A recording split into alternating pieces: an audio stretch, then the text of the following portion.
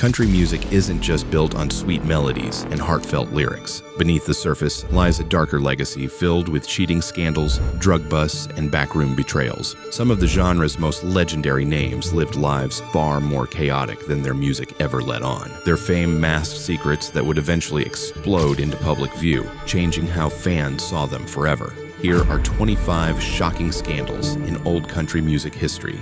Number 25. Glen Campbell. Glen Campbell was one of country's golden boys, with a velvet voice and crossover hits like Gentle on My Mind and Rhinestone Cowboy. He charmed TV audiences with his variety show, winning over country and pop fans alike with that easy smile. But behind that clean-cut image was a drug habit that nearly destroyed him. Campbell spiraled into cocaine use in the late 1970s and early 1980s, blowing millions and developing a reputation for erratic and sometimes violent behavior. His public relationship with Tanya Tucker was a tabloid feeding frenzy of breakups and drug-fueled fights. While Glen eventually got sober and staged a redemptive farewell tour while battling Alzheimer's, the scandal left a stain on a legend who seemed untouchable. And when it came to messy, hidden personal lives, Conway Twitty's wasn't as squeaky clean as fans believed. Conway Twitty was the king of country romance. Slow-burning classics like Hello Darlin' made him a heartthrob for generations. Fans loved seeing him as a devoted husband who sang about love like he lived it. But Conway kept a divorce and remarriage to the same wife's secret for years. At a time when family values sold records, this carefully hidden chapter didn't just surprise fans. It raised questions about how much of his image was a carefully crafted lie. It wasn't a headline-grabbing meltdown, but it was proof that even country's good guys had secrets they'd rather no one see. And if Conway's scandal was subtle, George Jones made sure everyone saw his. George Jones is hailed as country's greatest voice. Songs like He Stopped Loving Her Today became the genre's gold standard for heartbreak, but his real-life chaos was just as famous. His drinking led to arrests for public intoxication and brawling. He missed so many shows they called him No-Show Jones, leaving fans angry and disappointed. Who could forget the legendary moment he rode a lawnmower to the liquor store after his wife hid the car keys, a darkly comic image that perfectly summed up his self-destruction. And if Jones showed fans the cost of chaos, Hank Williams Sr. showed them the true price of tragedy. Hank Williams Sr. is country's original tragic genius, the man who made heartbreak sound honest and haunting, but he couldn't hide his self-destruction. Hank's drinking was relentless. He showed up too drunk to perform, or didn't show up at all. In 1952, the Grand Ole Opry, country's biggest stage, fired its brightest star. Fans were stunned. How could they turn away the man who defined their sound? That firing didn't just damage his career, it pushed him deeper into a spiral that ended with his death at just 29. Hank Williams didn't just write sad songs, he lived them until they killed him. And Lefty Frizzell's scandal wasn't one fatal fall, but a slow-motion wreck. Lefty Frizzell changed country with his smooth, laid-back phrasing that made heartbreak sound intimate. He was a pioneer whose style shaped generations. But Lefty couldn't stay sober. His drinking made him unreliable. He missed shows, broke contracts, and left promoters furious. Even die-hard fans got tired of the excuses, and labels turned their backs on someone they could no longer count on. Lefty's scandal wasn't about one big blow-up. It was the slow, steady ruin of a legend who drank away his own promise. And while Lefty faded slowly, Johnny Paycheck's scandal was an explosion. Johnny Paycheck wasn't just an outlaw singer, he was the real deal. Hits like Take This Job and Shove It made him the voice of every worker fed up with the boss. But Paycheck's violent streak was no act. In 1985, an argument over deer meat in an Ohio bar ended with him shooting a man in the head. The victim survived, but Paycheck went to prison. Fans were stunned that the outlaw persona wasn't just for show. It was dangerously real. Even after prison, the drinking didn't stop, and his performances turned sloppy and sad. Up next is David Allen Coe, another outlaw who made sure nobody ever called him safe. David Allen Coe built a career on being the unfiltered outlaw who didn't care who he offended. Songs like You Never Even Called Me By My Name gave him a cult following who loved his raw, rebellious style. But Coe crossed lines that even other outlaws avoided. Beyond brawls and unpaid bandmates, he released albums with shockingly racist and violent lyrics that he claimed were jokes. Even in the anything goes outlaw scene, many venues refused to book him. For some, Coe was the purest outlaw. For others, he was proof that rebellion can turn ugly fast. And if Coe used scandal to sell records, Merle Haggard used his past to shape his music, and nearly lost it all.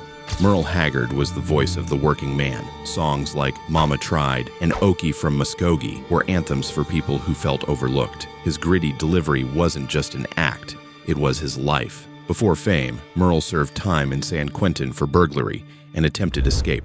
Nashville suits worried that marketing an ex-con would backfire. Early on, many radio stations wouldn't play him, but Merle embraced his past, turning prison into poetry. He even earned a rare governor's pardon. His scandal showed that country's greatest songs often come from its hardest truths. But if Merle turned crime into confession, Hank Williams Jr. turned rebellion into controversy. Hank Jr. inherited his father's legend, but made it his own with rowdy electric hits like Family Tradition. Fans loved his hard-partying rebel persona, but his mouth often got him in trouble. In 2011, he compared President Obama to Hitler on Fox News, sparking outrage and losing his decades-long spot on Monday Night Football. And it wasn't the first time. Hank Jr. had a history of unfiltered conspiratorial rants that alienated fans and drew headlines. For some, it was speaking his mind. For others, it was ugly, mean, and unnecessary. And while Hank Jr. caused scandals with words, Tammy Wynette's troubles were deeply personal. Tammy Wynette was country's first lady. Songs like Stand By Your Man defined her as the voice of heartbreak and loyalty. Fans adored her glamorous yet down-to-earth image. But in 1978, she claimed she was kidnapped at gunpoint outside a Nashville mall. The story was front-page news until rumors spread that she'd faked it to cover up domestic violence at home, possibly at the hands of George Ritchie, her husband and manager. Wynette denied it, but suspicions followed her for the rest of her life. It was a scandal that blurred the line between victim and storyteller, leaving fans wondering what truth really sounded like. And while Tammy's story was murky, Porter Wagoner's scandal was all too clear. Porter Wagoner was country's rhinestone cowboy, famous for his flashy suits and long-running TV show that brought country music into homes nationwide. He helped introduce Dolly Parton to the world as his duet partner. But when Dolly left to go solo, Porter felt betrayed and sued her for breach of contract. The lawsuit turned their creative split into tabloid fodder, with accusations of control and money fights overshadowing years of beautiful duets. Though they eventually reconciled, the scandal proved even the most iconic partnerships can end in bitterness. And if Porter tried to control Dolly, Jerry Lee Lewis let his private life explode in public. Jerry Lee Lewis was a fireball on stage, merging country with rock and roll energy that felt unstoppable. His pounding piano and wild voice made Great Balls of Fire an anthem. But in 1958, the world learned he'd married his 13-year-old cousin, Myra Gale Brown, while still married to another woman. The backlash was instant. Radio banned him, crowds disappeared, and tours were canceled. Even when he pivoted back to country, the scandal clung to him for life. He never escaped the shadow of that marriage. And if Jerry Lee shocked the world, Willie Nelson's scandal was the IRS coming for its share. Willie Nelson is one of country's most beloved figures. Songs like Blue Eyes Crying in the Rain and On the Road Again made him an icon of the genre's outlaw spirit. But in 1990, the IRS seized nearly everything he owned, claiming he owed over $16 million in unpaid taxes. Willie blamed shady accountants and managers, but the damage was done. To pay it back, he recorded the IRS tapes and sold merchandise with his own debts as the punchline. Fans forgave him, but the scandal reminded everyone even the most laid-back legends have to face the music. And if Willie turned tax bills into a joke, Billy Sherrill's scandal was no laughing matter. Billy Sherrill was the mastermind behind the countrypolitan sound that brought lush strings and big production to Nashville in the 1960s and 70s. He turned artists like Tammy Wynette and George Jones into megastars, with heartbreak epics that crossed over to pop audiences. But Sherrill was known for controlling every aspect of recording, often rewriting artists' songs, demanding countless takes, and shaping their sound to his own vision. Some called him a genius, others called him a tyrant. Tammy Wynette herself said working with him could be a nightmare, even as he crafted her biggest hits. It wasn't a crime or a brawl, but it was a scandal that exposed the power struggles behind Nashville's polished hits. And while Sherrill controlled the studio, Patsy Cline's personal life was equally stormy.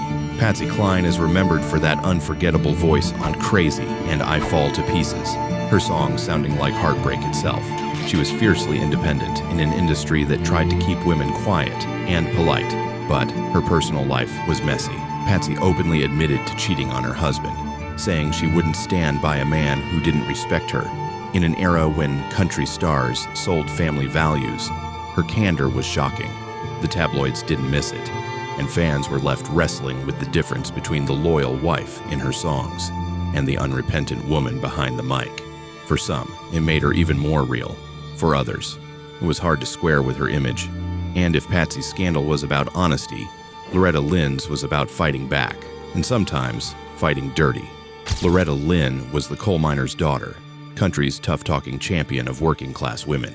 She sang songs about cheating husbands and birth control that scandalized Nashville and thrilled fans who felt heard for the first time. But Loretta could also be vicious about other women in country music. She called rivals sluts in interviews and fought to keep younger female artists in their place.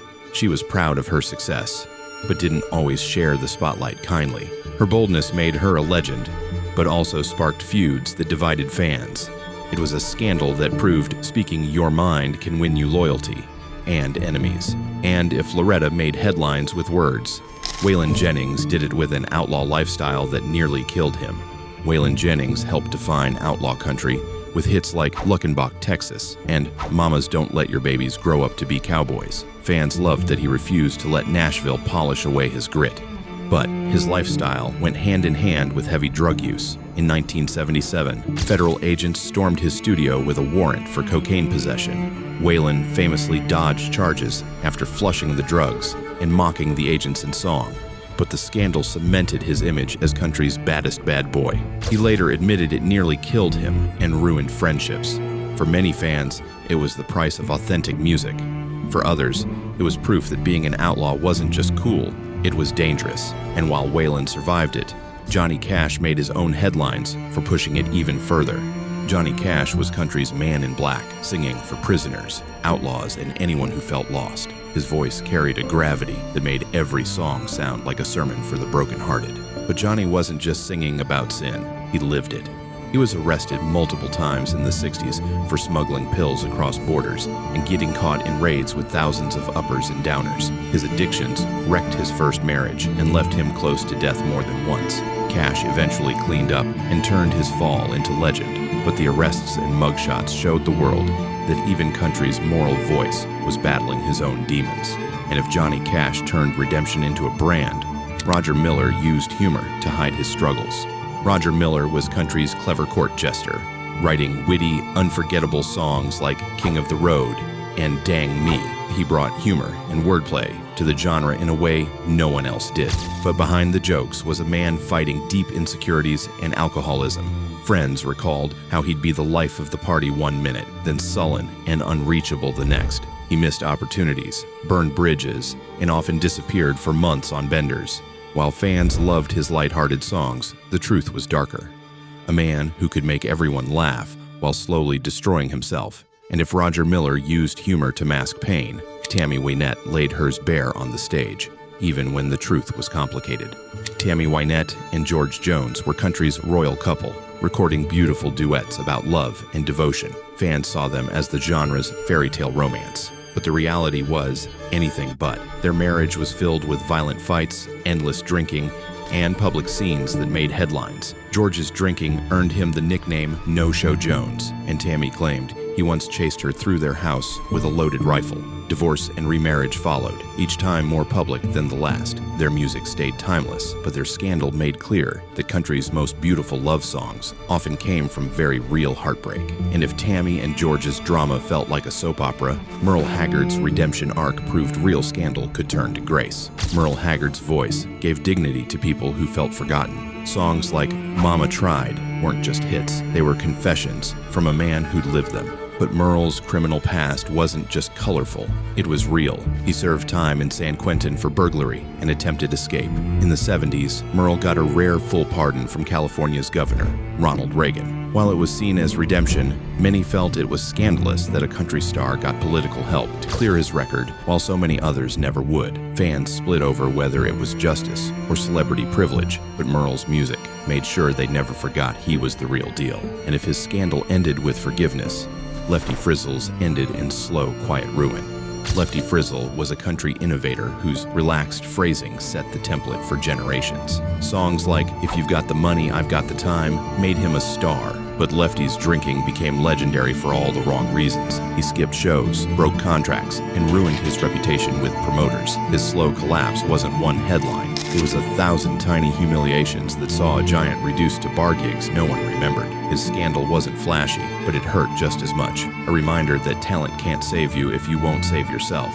And if Lefty's decline was quiet, George Jones made sure his scandal roared.